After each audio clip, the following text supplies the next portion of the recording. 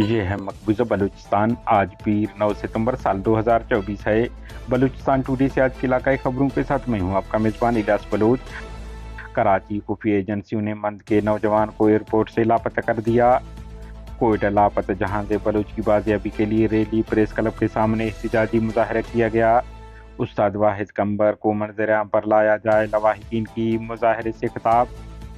جہاز بلوچ کی بیٹی کے آنکھوں میں آنسو، دل دہلا دینے والی درخواست۔ بلوچستان میں لاپتہ ہونے والوں کے خاندانوں کو درپیش جاری اذیت کو اجاگر کرتے ہیں ڈاکٹر نسیم بلوچ، چیئرمین BNM۔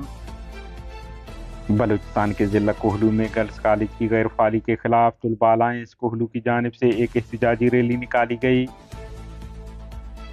ضلع کلات کے علاقہ نرمک میں قائم پاکستانی فوج کے مرکزی کیمپ پر حملے میں متعدد BM-12 کے گولے داغے، جن کی